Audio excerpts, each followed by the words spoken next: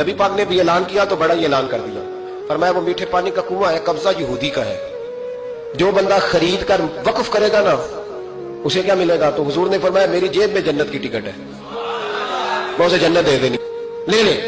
حضرت عثمان غنی گئے، اس کو کہا بھائی کنواں میرے ہاتھ بیچ دے۔ کنویں کی قیمت تھی 500-700 دینار۔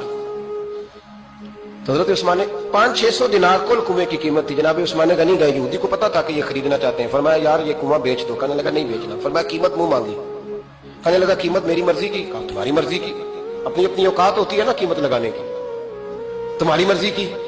کہنے لگا میری شرط ہے میں ایک دن کے لیے کنواں دوں گا، ایک دن میں ایک دن آپ۔ فرمایا یہ بھی منظور ہے۔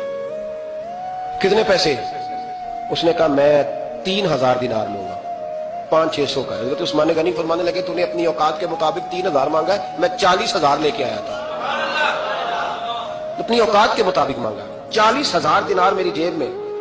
یہودی کہنے لگا عثمان تو تاجر ہے، اور عام تاجر نہیں، عالمی سطح کا تاجر ہے، لوگ تیری تجارت کی مثالیں عرب میں دیتے ہیں، پر 500-600 کا کنواں 40,000۔